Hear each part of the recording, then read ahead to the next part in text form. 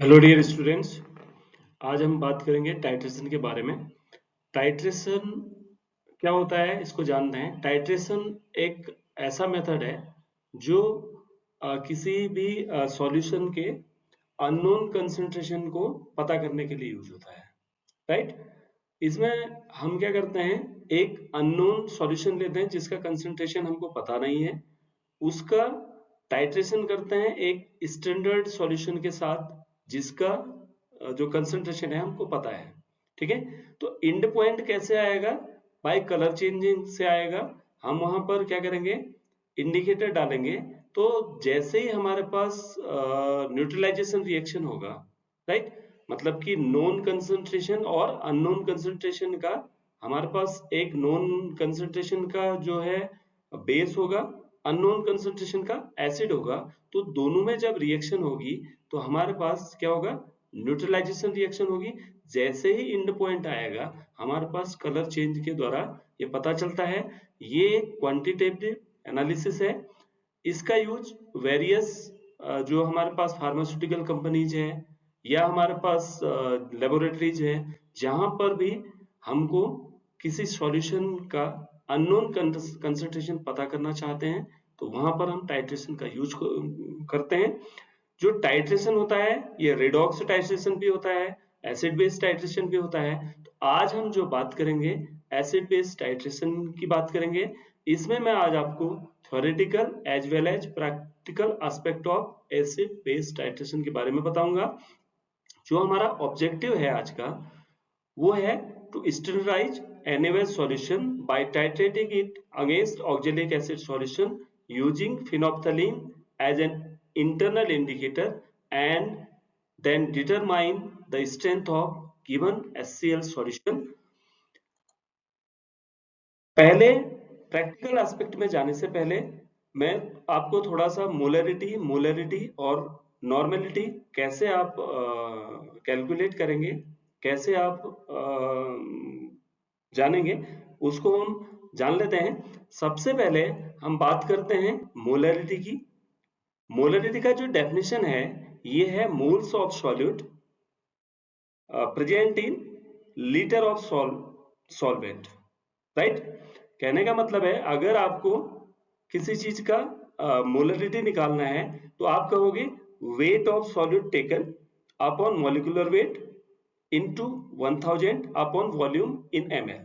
Right. ऐसे ही आगे हम मोलरिटी की बात करें तो यहां पर क्या करेंगे, हम मोल्स ऑफ सॉल्यूट पर किलोग्राम ऑफ सॉल्वेंट। राइट। यहां पर हम ml में न लेकर के यहां पर हम ग्राम में वेट लेंगे। राइट। तो जो लीटर की बात हम कर रहे थे तो यहां पर केजी ऑफ सॉल्वेंट होगा। आगे हम देखते हैं नॉर्मेलिटी की। अगर हम बात करें तो नॉर्मेलिटी जो प्रिसाइज तरीका है, यहाँ पर जो टाइट्रेशन यूज होता है तो यहाँ पर हम क्या करते हैं, जनरली नॉर्मल सॉल्यूशन का यूज करते हैं। तो जो नॉर्मेलिटी होता है उसका जो डेफिनेशन है वो है ग्राम इक्विवेलेंट ऑफ सॉल्यूट पर लीटर ऑफ सॉल्यूशन। तो यहाँ पर हमको जानना चाहिए इक्विवेलेंट वेट कैसे हम निकालेंगे।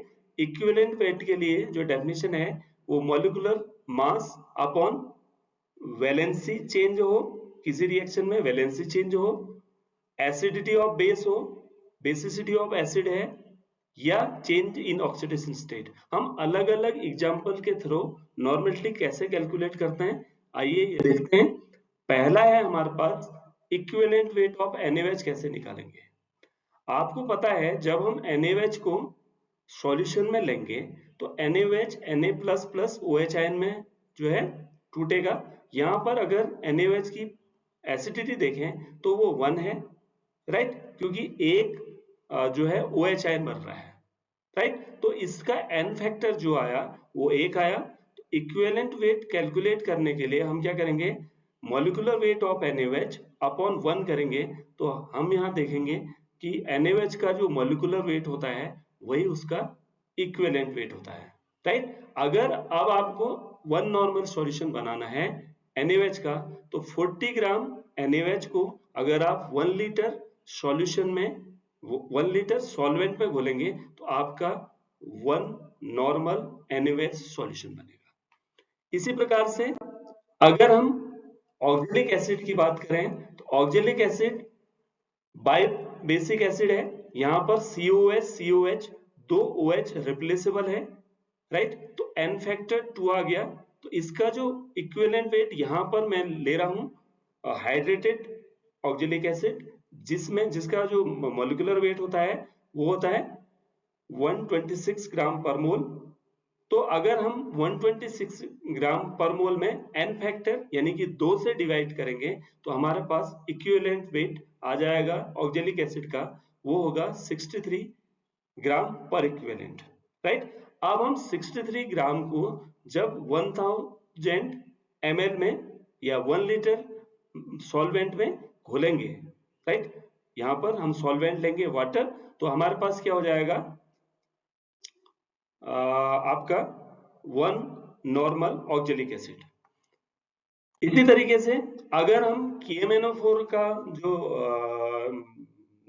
नॉर्मल सॉल्यूशन बनाना है तो ये अलग अलग मीडिया में, यहाँ पर रिडॉक्स रिएक्शन होता है, तो यहाँ पर हम क्या करेंगे अलग तरीके से एसिडिक मीडिया, बेसिक मीडिया या न्यूट्रल मीडिया में निकालेंगे। अब हमको पता है कि मोलर मास ऑफ KMnO4 है वो 158 ग्राम पर मोल है।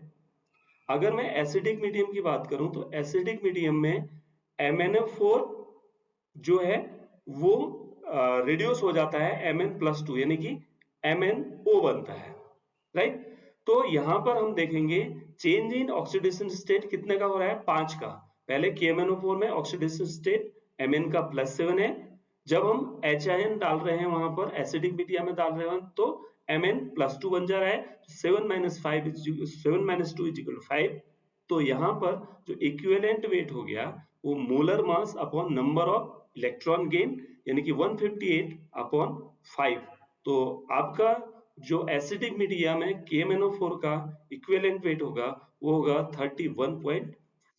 इसी प्रकार से अगर आपको एल्कलाइन मीडिया और न्यूट्रल मीडिया में निकालना है तो अगर आपका KMnO4 जो एल्कलाइन है, वीक एल्कलाइन है या न्यूट्रल मीडिया है तो इसमें जो रिएक्शन होता है वो होता है MnO4 + 3 इलेक्ट्रॉन = MnO2।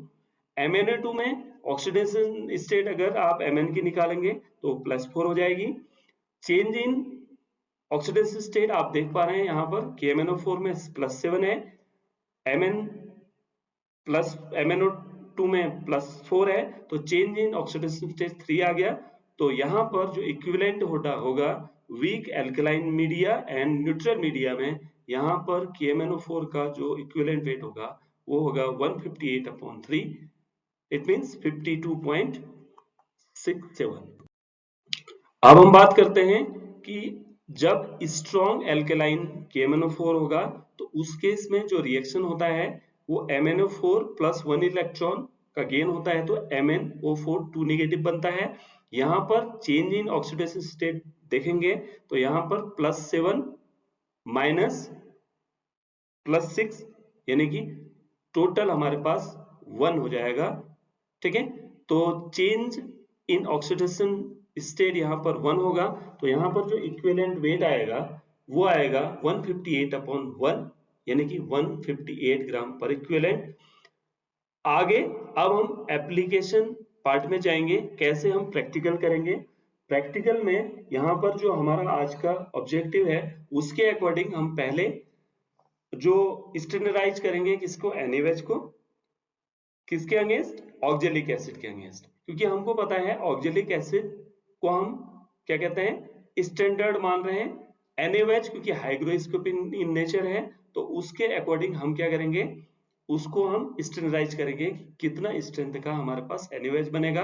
तो कैसे कैलकुलेशन हम पहले कैलकुलेशन इसके अकॉर्डिंग जितना मैंने डिस्कस किया, अगर मैं 500 ml के फ्लास्क में अगर मैं सॉल्यूशन बनाना चाहूं तो 2 ग्राम NaOH को मैं 500 ml के फ्लास्क में डिजोल्व करूंगा तो हमारे पास N/10 NaOH बनेगा, राइट। और इसी प्रकार से अगर मैं 3.15 ग्राम ऑक्जेलिक एसिड को 500 ml के फ्लास्क में डिजोल्व करूंगा तो वो हमारे पास N/10 ऑक्जेलिक एसिड बनेगा। इस प्रकार से हम क्या करेंगे, 1 बाय 1 जो प्रोसीजर है उसको आगे हम देखते हैं, प्रैक्टिकल एस्पेक्ट में जाते हैं, फिर मैं लास्ट में थ्योरेटिकल एस्पेक्ट में कैसे कलर जनरेट होता है ये डिस्कस करूंगा। आप पूरे वीडियो के देखने के बाद समझ पाएंगे कि टाइट्रेशन कैसे होता है और कैसे फिनोप्थलीन कलर देता है। आइए अब हम प्रैक्टिकल एस्पेक्ट में जाते हैं। पर आपने 2 ग्राम वेट किया, इसके बाद आप इसको इसमें डालेंगे।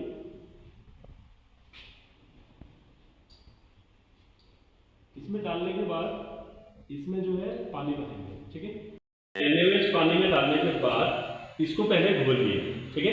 अगर आप पहले नहीं घोलोगे तो अगर पहले फिल कर लिया, तो आपका क्या है कि अब घोलने पे मेरा कहने का मतलब पहले कम पानी में इसको घोल लेना है। अब इसको धीरे धीरे यहाँ तक मेकअप करना है।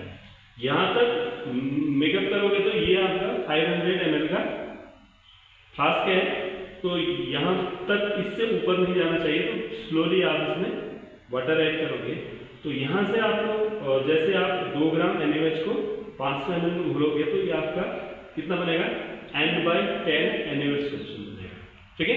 अब NaOH जो सॉल्यूशन बनता है इसको स्टैंडर्डाइज क्यों करते हैं, इसके लिए मैं बताना चाहूँगा कि NaOH में अभी आपने देखा इसमें मॉइस्चर आ गया है, ठीक है। मॉइस्चर है तो मॉइस्चर होने के कारण आपका मॉइस्चर का वेट भी है उसमें, ठीक है। तो क्योंकि आपको काफ़ी डाइल्यूट सॉल्यूशन आप बना रहे हैं, डाइल्यूट सॉल्यूशन बनाने के कारण आपका N/10 में बन करके ये N/15 भी बन सकता है, N/16 भी बन सकता है, because of the hygroscopic nature of NaOH, ठीक है। हम ऐसा कर रहे हैं कि इसको स्टैंडर्डाइज करना है कि एग्जैक्टली ये बन कितना है, ठीक है। तो पहले हमारा काम क्या है, N/10 या अननोन जो NaOH का सॉल्यूशन आपने बना लिया,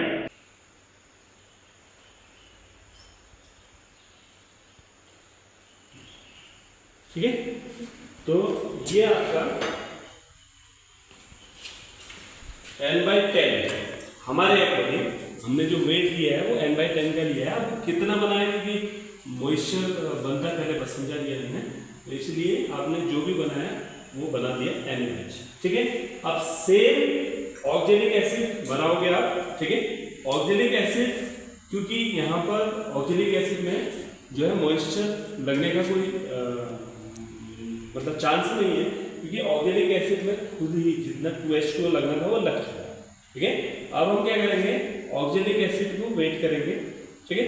ऑक्जेलिक एसिड का जो आपका मॉलिक्यूलर वेट होता है 126 है, ठीक है। COH into 2H2, ठीक है। तो अगर आप 120 उसका जो इक्विवेलेंट वेट है वो कितना है, 126 डिवाइड बाई 2, 63 ग्राम को अगर आप 1 लीटर में घोलोगे तो आपका क्या बनेगा, 1 नॉर्मल सॉल्यूशन बनेगा, ठीक है। अब 500 ml पर घोलते हैं, 1 नॉर्मल सॉल्यूशन बनाना होता तो कितना लेते हैं, 63 बाई 2 कितना हो गया, 31.5 हो गया। अब इसका 10 पार्ट N/10 बनाना है, तो 3.15 ग्राम ऑक्जेलिक एसिड का आप वेट करोगे। फिर सेम प्रोसेसर से जैसे NaOH आपने बनाया, सेम प्रोसेसर से आपका ऑक्जेलिक एसिड भी बन जाएगा। ये सॉल्युबल हो गया, ठीक है। सॉल्युबल होने के बाद इतने में सॉल्युबल हो गया आराम से। अब आप इसमें अब क्या करना है, इसमें आपको पानी मेकअप कर देना है।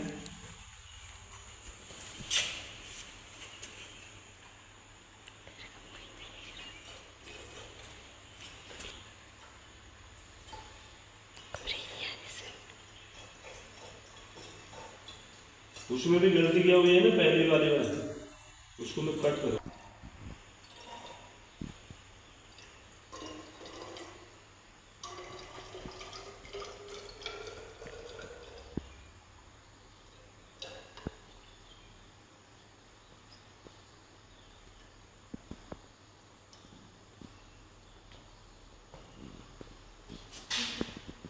ऑक्जेलिक एसिड बन गया है। तो अब आपको क्या करना है, सेकेंड स्टेप, पहला जो काम है आपका, क्योंकि जो ऑब्जेक्टिव है, ऑब्जेक्टिव का जो टाइटल है वो क्या है, to standardise given NaOH solution, या to standardise NaOH solution with the help of oxalic acid solution, ठीक हो गया, and find out the strength of unknown HCl solution by using phenolphthalein as internal indicator, ठीक है। तो इसके आधार पर आपने पहला काम कर दिया, NaOH बना दिया और ऑक्जेलिक एसिड बना दिया। अब दोनों को बनाने के बाद अब आप टाइट्रेशन शुरू करेंगे। ये आपका जो है, ये है, इसको क्या बोलेंगे हम, ब्यूरेट में आप क्या करेंगे, ये 0-0 मार्क्स पर NaOH को भर लेंगे, ठीक हो गया। NaOH को भरने के बाद इसके बाद आपको क्या करना है, ये आपका 25 ml का पिपेट है, यहाँ से इसमें से आप शक करेंगे, इसमें से 25 ml आप इसमें ले लेंगे, ठीक है। इसमें लेने के बाद इसमें फिनोक्साइलिन इंडिकेटर, ये इंटरनल इंडिकेटर कहने का मतलब ये है कि यहाँ पर जो आपका सॉल्यूशन है जिसको आप टाइट्रेट कर रहे हैं, उसमें क्या करेंगे, एक ड्रॉप डाल देंगे इंटरनली, ठीक है। तो इसलिए इसको इंटरनल इंडिकेटर कहते हैं। ये करने के बाद आप ड्रॉप बाय ड्रॉप NaOH यहाँ से गिराएंगे, ठीक है। नीचे आपका 25 ml आपका ऑक्जेलिक एसिड है, उसमें 2 ड्रॉप फिनोक्साइलिन डालनी है, ठीक है। फिर उसके बाद देखेंगे कि क्या चेंजेस होते हैं। जैसे ही ड्रॉप बाय ड्रॉप करने पर पिंक कलर आ जाएगा, पहले क्या होगा आप देखेंगे, जैसे ही ड्रॉप डालूंगा पिंक कलर आएगा, फिर डिसअपियर होगा, फिर आएगा, फिर डिसअपियर होगा। एक पॉइंट ऐसा आएगा कि वो डिसअपियर होना बंद हो जाएगा, ठीक है। तो वो आपका एंड पॉइंट होगा। क्लियर है, करते हैं, देखते हैं। हाँ?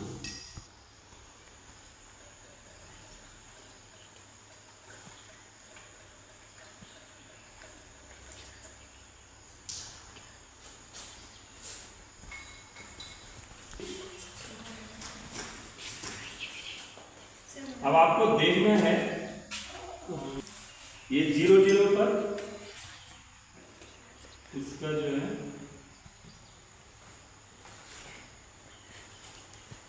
अब यहाँ पर देखो, अब ऐसा इंड है ना, ऐसे इस तरीके का बना है कर, तो लोअर जो है नीचे है उसको आप 0 मानेंगे, ठीक है।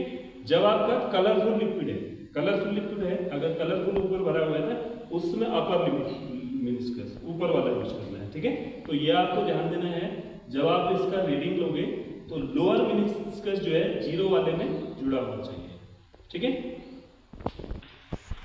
पहले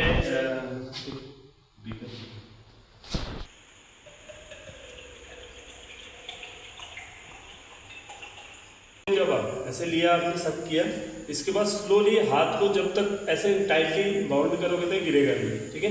इसको बहुत स्लोली छोड़ना है, जो मार्क है वहां तक आना चाहिए। इसमें भी लोअर मिनिस्कस आप देख पा रहे हो, छल्ला जैसा दिख रहा है, ठीक है। जो लोअर मिनिस्कस है वो उस मार्क्स पे जैसे ही आएगा, एक ड्रॉप गिरी, ये प्रैक्टिस पे आपके डिपेंड करता है कि ड्रॉप बाय ड्रॉप कैसे गिराना है। ये देखो, ठीक है, ये जैसे टाइट किया गिरना बंद हो जाएगा, ठीक है। इसमें से आपको टाइट्रेटिंग फ्लास्क में आपने ये डाल दिया, ठीक हो गया। ये जनरली क्योंकि आपको पता है मैंने N/10 NaOH बना रखा है, ठीक है, N/10 ऑक्जेलिक एसिड बना है। तो रूल के अकॉर्डिंग क्या है कि जितना सॉल्यूशन नीचे है, नीचे कितना है 25 ml है, ठीक है, 25 ml तो लगना ही चाहिए, ठीक है। अब मॉइस्चर है तो 25 से कम लग सकता है, 25 से कम लग सकता है। तो हमको क्या करना है, रूल तो यही है, अगर आपको अननोन सॉल्यूशन दिया है तो उस केस में तो आप क्या करेंगे, ड्रॉप बाय ड्रॉप ही डालेंगे, ठीक है। अब हमको पता है यहाँ पर आपने जो ऑक्जेलिक एसिड बनाया है वो N/10 बनाया है, तो प्रोबेबिलिटी ये जो हमारे रीडिंग है वो 25 के अराउंड आनी चाहिए, 25 ml तक यहाँ से आना चाहिए। देखते हैं कितने में आता है। अब जैसे ड्रॉप में डालूंगा आप देखेंगे,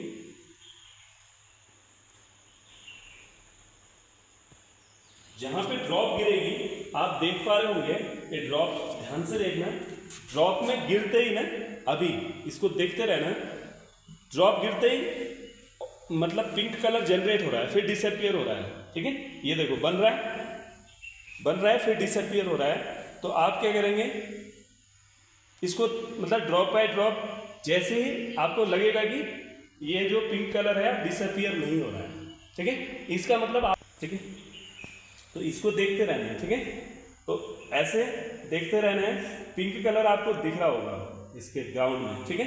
अब धीरे धीरे देखोगे आप कि ये डार्क होता चला जाएगा। आपको करना क्या है, ड्रॉप बाय ड्रॉप एडिशन ही करना है,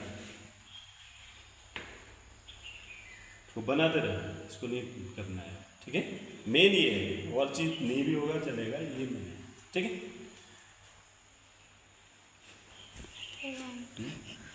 हाँ ये तू भी एक्सपर्ट है, मेन टाइम में रोक दे दिया क्यों? अभी नहीं, अभी तो ये है ना, अभी देखो ये बन कुछ पिंक कलर आया है आपका, ये देखो मैं ऐसे करूँगा ये गायब हो जाएगा, क्योंकि मुझे पता है क्योंकि हमारा जो सॉल्यूशन है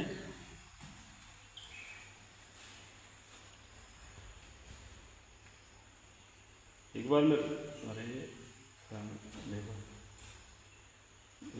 लेकिन ये रिस्की है,